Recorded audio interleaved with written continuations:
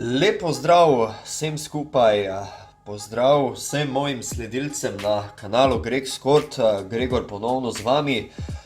Dolgo se že nismo slišali v nekem vlogu oziroma podcastu, kakorkoli. Posebno ne na temo Dallas Mavericksov. Nazadnje, če se spomnite, smo se družili predvsem v podcastih glede slovenske reprezentance in olimpijskih iger, zdaj je to že za nami. Glavna tema pa še vedno ostaja Luka Dončić oziroma Dallas Mavericks. Sezona je pred vrati, Dallas pa je že odigral dve prijateljski tekmi in čas je, da se neki obrisi že naredijo, določene poteze vodstva novega trenerja Jasona Kidda so že tukaj, nekaj razlik je opaznih, pa jih bomo tudi v nadaljevanju predelali.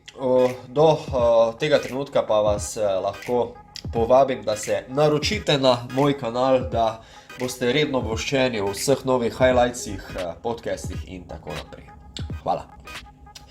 Torej, Dallas, spet smo veliko pričakovali od samega poletja, da bo franšiza pripeljala kakšna zveneča imena v svoje vrste. Govorilo se je celo o Kawhiu Leonardu, pa je bila to bolj muha enodnevnica.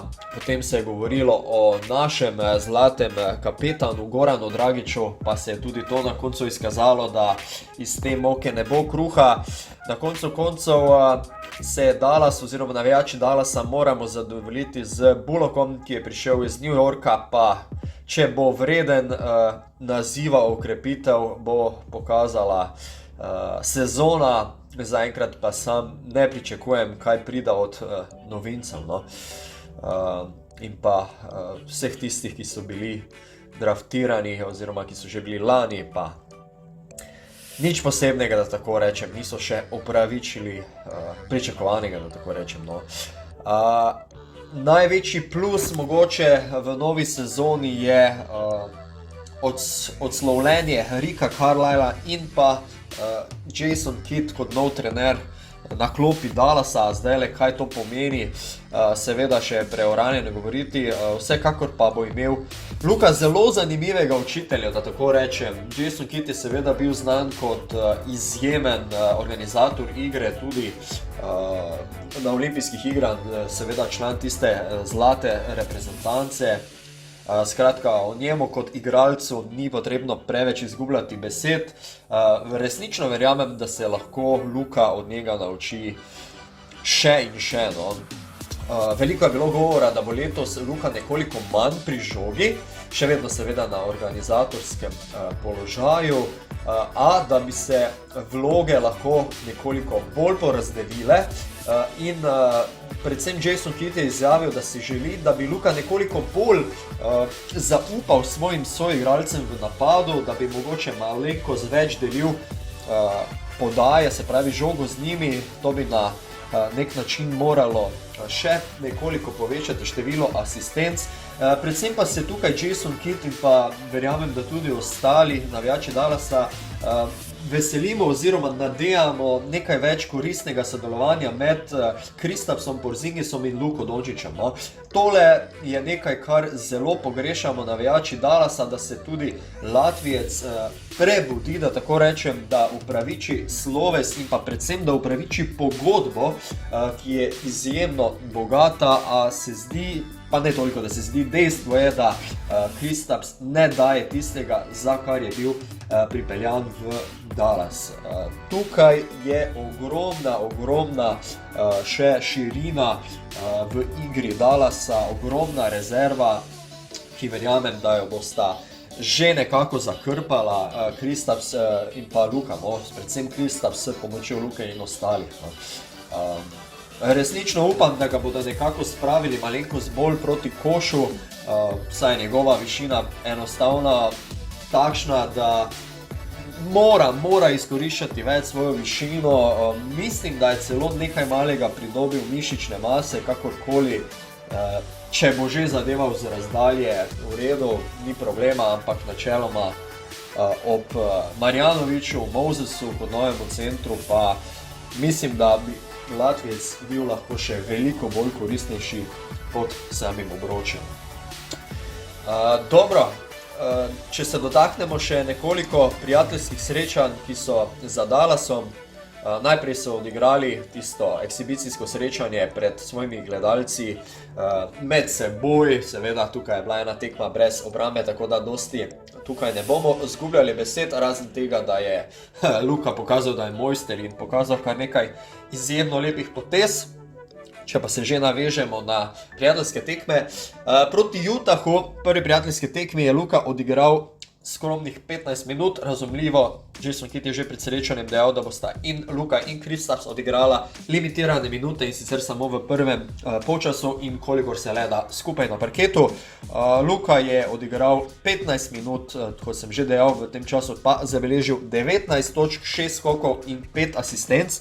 Ob izjemnem metu za 2, oziroma izjemnem metu iz igre, skratka 8-10, zadev je tudi 2 trojki. Tako da v relativno nizkem času izjemna statistika, kar v bistvu tukaj na prijateljskih tekmah sploh ni toliko pomembno.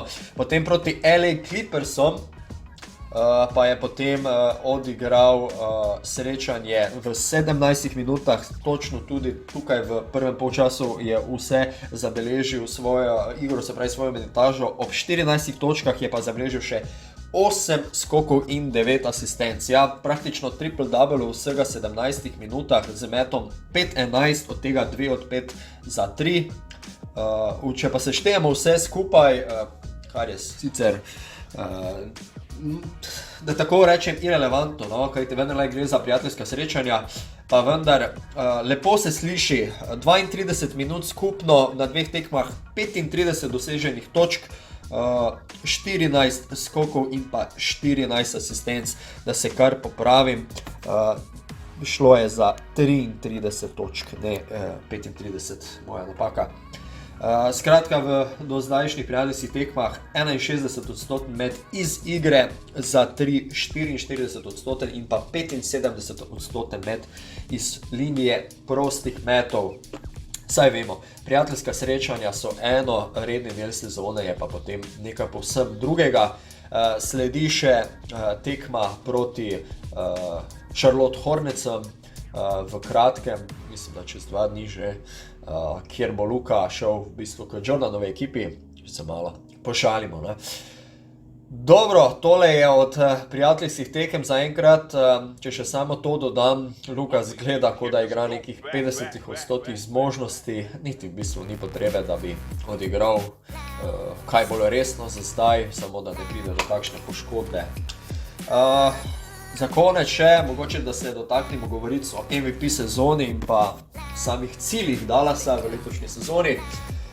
Zelo na glas se ponovno govori, omenja Luko med kandidati za končnega MVP-ja sezone. Mislim, da je samo Giannis Antetokounmpo pred njim, še celo pred Jokićem sta oba. Seveda Luka vedno v teh pogovorih pred začetkom sezone, ne nazadnje je glavni vodja moštva Dallasa. Kot smo pa lepo videli lansko sezono, ne bo dovolj le, da bo igral Luka in vsake toliko časa še kdo drug. Manjka malo več pomoči od soigralcev, kot sem že prej omenil, Kristapsa, da bo nekoliko konstantnejši tudi Tim Hardaway Jr. si pričakuje. Mislim, da si moštvo veliko obeta tudi od Mosesa, novega centra, bomo pa videli, kaj bo tudi Bullock prispeval, pa sama vloga Jasona Kidda na trenerski klopi. Bomo videli veliko vprašanje pred sezono, v slabih 10 dnevih se tudi tale začne za Dallas, ki pa letos absolutno mora strmeti k več kot le prvemu krogu končnice, vsaj drug krog končnice, ali če Luko vprašate, do konca, do naslova. Bomo videli, kaj se bo razpletlo. Mislim pa, da realni cilj mora biti najmanj prečkanje prvega kroga končnice. V redu, toliko za enkrat, še enkrat lepo dobrodošlo povabilo vsem, da se naročite na moj kanal za več highlightsov in podobnih analiz podcastov, kakorkoli. Hvala, da ste me spremljali, da ste bili z mano. Gregor sem bil z vami in do naslednjič. Prav lep dan, noč ali jutro, kdajkoli me spremljate. Vam želim še naprej. Lep pozdrav in srečno!